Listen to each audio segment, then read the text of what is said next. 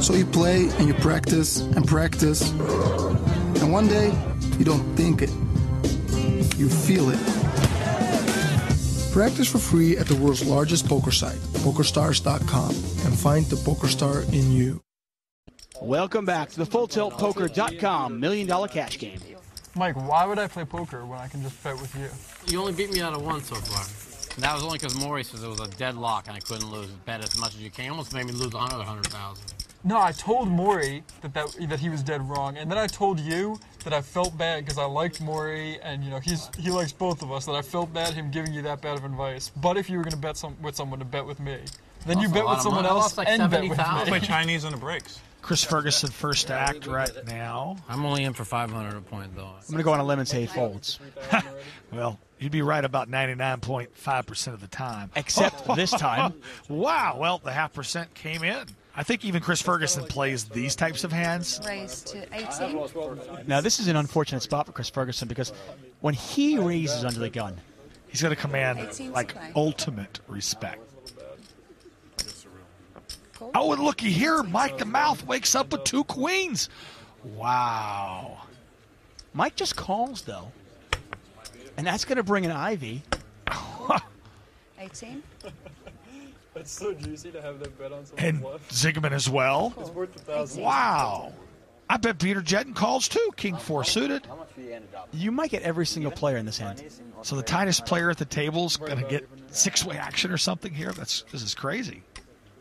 Now, if you have pocket aces, obviously that's the hand you want in this situation. But at the same time, it's not a favorite against the field, though, is it? It's not. Matter of fact, there's so many weird flops that could come that you could be in danger here. And here's the squeeze play. Oh. So 11,000. Peter Jetten's going to wish he hadn't done this. It ain't no fun when the rabbit's got the gun. He's going to get his hand caught in the cookie jar any second now.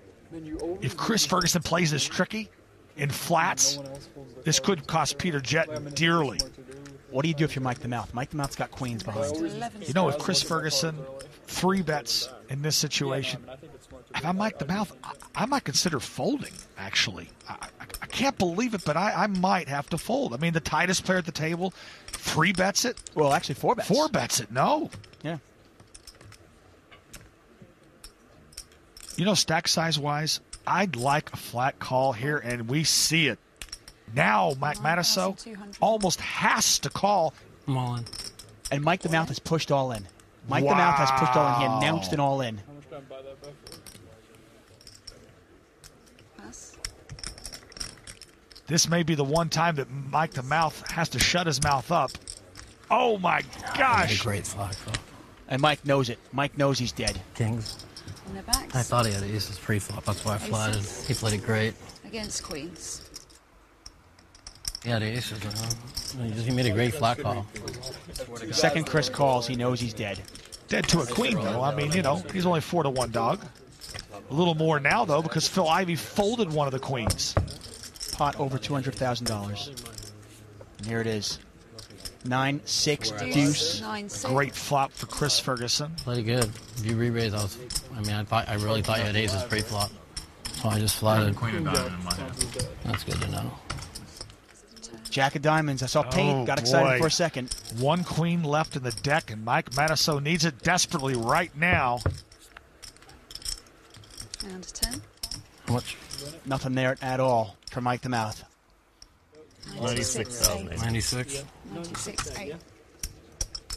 Unbelievable hand. Ferguson raising under the gun. 3 callers. Jetten squeezes. Ferguson decides just to smooth call that squeeze play, and that lays the trap. Mike the Mouth pushes. 96.8. 96.8. Well, like that. I swear I thought you had aces pre-flop. You want to borrow the donkey?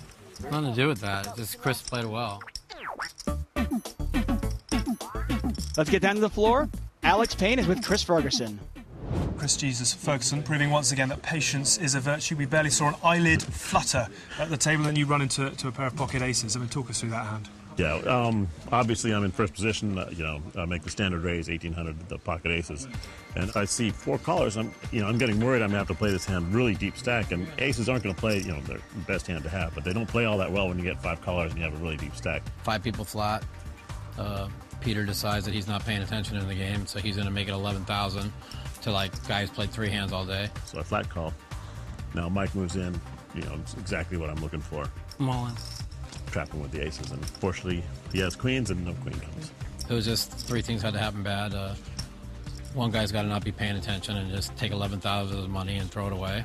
And the other guy has to play slow play for the first time in his whole life. And then I have to be right in the middle of it all.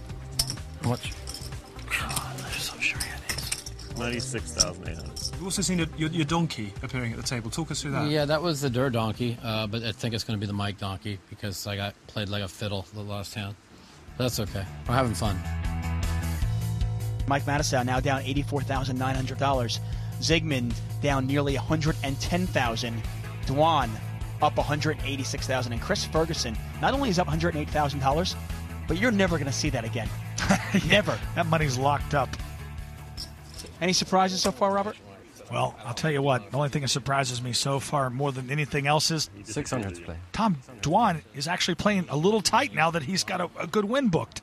I never thought I would say the word tight and Tom Dwan in the same sentence. Dwan clearly adjusting to his competition. Pass. Dwan in the small blind. Folds around to Justin Smith on the button. Now, if you're in the small blind and you're Dwan, are you going to raise almost every single time against Chris Ferguson in the big blind? Raise 2,000. A vast majority of hands. And now that Chris has some chips, he might just gamble a little bit. It looked like a fold. Oh, sick. 6 slow roll. I'm slow rolling. Oh my god. Cool. So Are you sick. scared? No, I'm just tilted. I got slow rolled. 10, 9, 8. These players are the deepest players at the table right now. 10, 9, 8, couple of clubs out there. Check. Tom Dwan with the best of it with ace high. He also has an open-ended straight draw. Check. Goes check, check. Deuce of diamonds changes nothing. Well, now Tom Dwan might begin to believe that his ace high is good here. If Ferguson checks one more time behind him. Check. Well, that's why he didn't take a stab. He knew a king was coming. Yeah, obviously. I guess if he had ESP, he knew not to bet that turn. Certainly now, though, if Ferguson makes a little half-pot bet, he might get paid off here. Because Dwan might think ace high is good. 3,500. Ooh, that says danger in my mind. Danger. Because Chris Ferguson could easily have a king here. So, I don't know. I would have bet a little tiny bit less or more. Nothing in the middle. Pass. Dwan figures that out. He mucks his hand, and Ferguson taking that pot. Yeah, I think if he bets like half pot or 40% of the pot there, he might just actually encourage Tom Dwan to make a hero call. The one player we don't see is Chris Ferguson, who stepped away. Remember, he's up about 80,000, courtesy of those pocket aces. No wonder he's taking a break. He's got walking chips.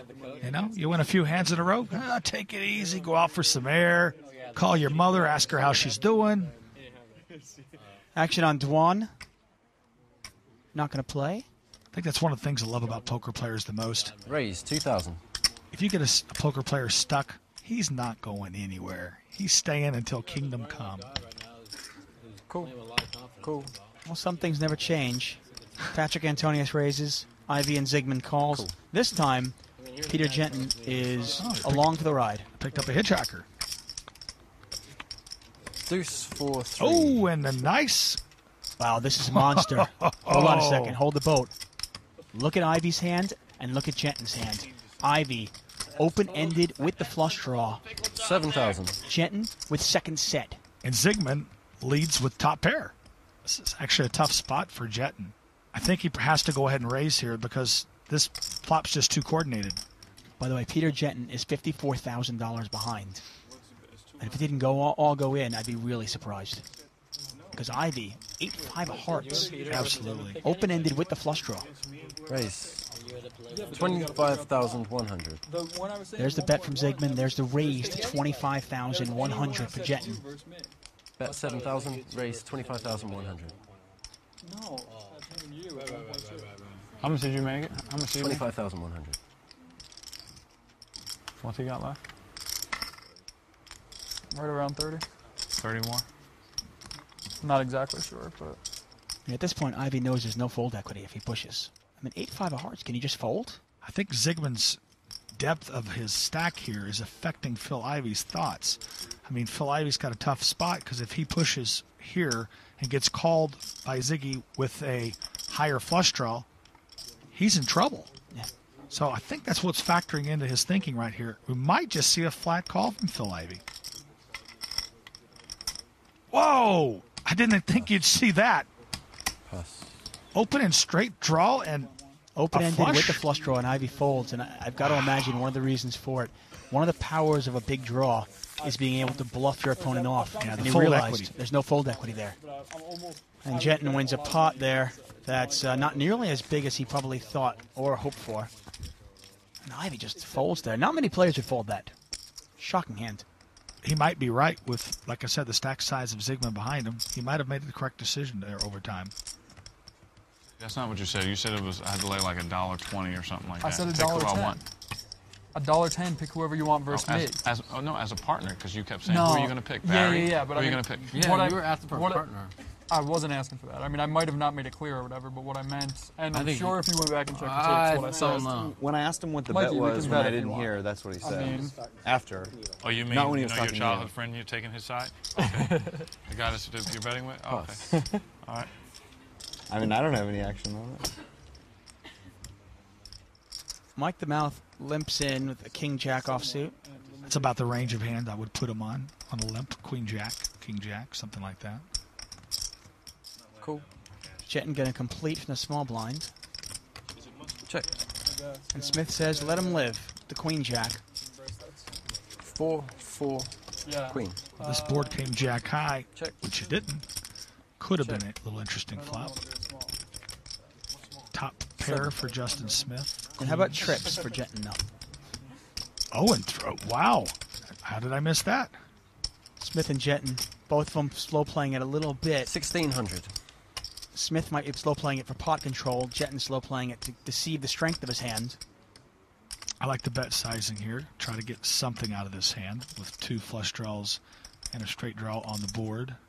Well, at this point as well, Jetton's got to build up a pot. Yeah. I mean, last thing you want to do is have three of a kind and win the blinds. No, you're right. 1.4. Looks like Raise. Smith's going to raise this up. 5,400.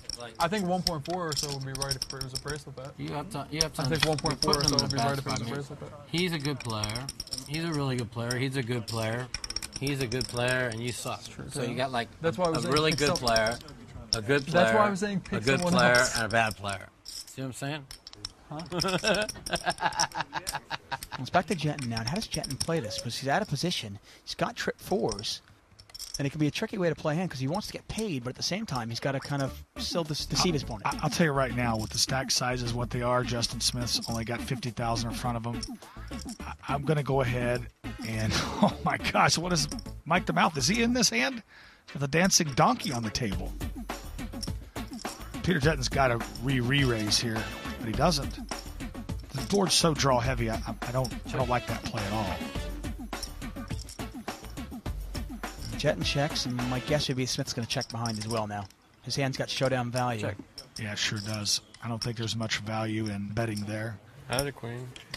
Really? Yep.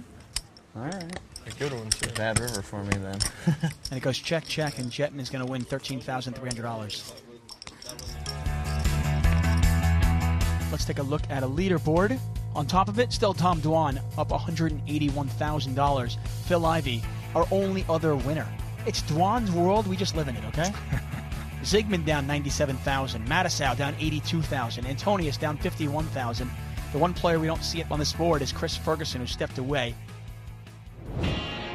Chris Ferguson is over $100,000 to the good after taking down a big pot against Mike Mattisau with his pocket aces, but it's Tom Dwan that currently tops our leaderboard. Can the young pro keep up the pace, or will he fall victim to the dancing donkey? Find out next time on the FullTiltPoker.com $1 Million Cash Game.